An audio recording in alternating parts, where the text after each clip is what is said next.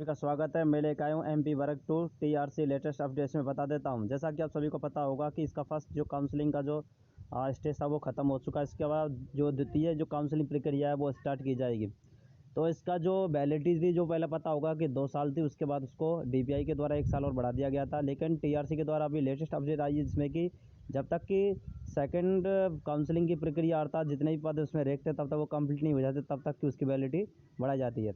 तो बता देता हूँ, ये बहुत ही खुशखबरी की बात है कि जैसे का प्रथम जो काउंसलिंग हुई थी, ध्यान रखना भाई, जो प्रथम जो काउंसलिंग हुई थी उसमें टीआरसी में वर्ग 1 के लगभग 3000 पद खाली हैं। ध्यान रखना भाई, 3000 पद ऐसे हैं जिनमें से किसी प्रकार की कोई नियुक्ति नहीं मिली है, क्योंकि जो डीपीआई से रिलेटेड जो कैंडिडेट थे उन्होंने टीआरसी में वही कोई नाम थे जो कि सेलेक्टेड थे वही थे, और इसके अलावा जो उसमें वेटिंग वाले थे वो भी वही थे। तो ध्यान रखना, उसमें लगभग 750 के लगभग जो कैंडिडेट थे उनका ही फर्क पड़ा था उसमें। इसके अलावा बता देता हूँ, टोटल जो 8000 वर्ग टीआरसी में रिक्त जिन पर सेकंड काउंसलिंग होनी है। ध्यान रखना भाई, एक 5000 पद तो ये आपको पता होगा डीपीआई के द्वारा जोड़ दिए गए थे। इसके अलावा टीआरसी में भी उस पर करीबन 3000 रिमेन बचे, तो उसका टोटल कितना हो गया, 8000 हो गया। तो ध्यान रखना, बहुत बड़ी वेटिंग क्लियर होगी।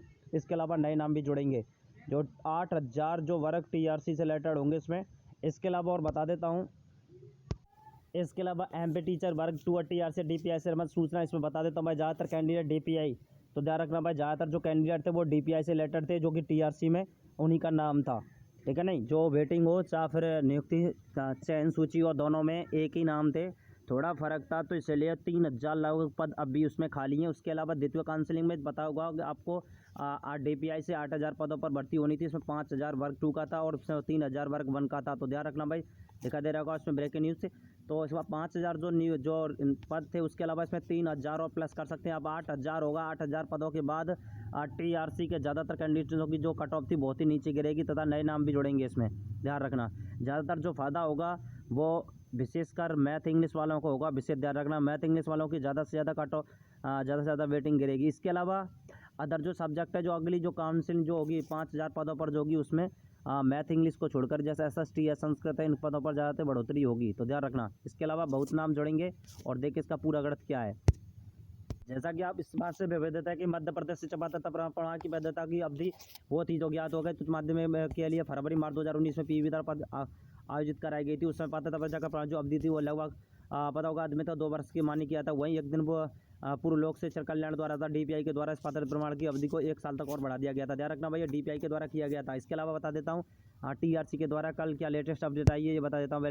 इसके अलावा बता देता हूँ एमपी टेट न्यूज़, पदों की संख्या में वृद्धि में सेकंड काउंसलिंग की मांग। पात्रता संख्या आयोजक रंजीत सिंह और गौर एवं अन्य पात्र अभ्यर्थियों को कई दिनों में मांग की जा रही है कि पात्रता प्रमाण पत्रों की अवधि को अगली परीक्षा तक के वैध माना जाए। साथ ही पद वृद्धि की शेष रिक्त पदों पर द्वितीय काउंसलिंग करते हुए शिक्षक पदों को पूर्ण किया जाए। अब देखना यह है कि लोक कल्याण संचालय में टीआरसी अब इस पर देखना भाई कि लोक शिक्षण जनजाति कार्य विभाग द्वारा शेष रिक्त पदों पर द्वितीय काउंसलिंग कब से शुरू होगी, इसका पात्र अभ्यर्थियों को बेसब्री से इंतजार। मध्य प्रदेश की महत्वपूर्ण जानकारी ध्यान रखना भाई। इसके अलावा बता देता हूँ, ये कुछ दिनों पहले की खबर है। इसके अलावा अब वर्तमान में क्या हुआ ये आप देख सकते हैं। इस पर जनजाति विभाग ने दिया शिक्षक पात्रता की चयनित उम्मीदवारों को बड़ा तोहफा। देखा रखा भाई नेक्स्ट, ये बहुत ही इंपॉर्टेंट खबर है। इसमें भाई मेधावियों के सामने अवधि अगली परीक्षा तक की वैध। ध्यान रखना, जब अगली अगर परीक्षा जो होती है टीआरसी ने ये किया, ध्यान रखना भाई, टीआरसी ने कर दिया है कि जब अगली परीक्षा जो होगी तब तक की इसकी वैलिडिटी रहेगी। ये बहुत ही इंपॉर्टेंट था।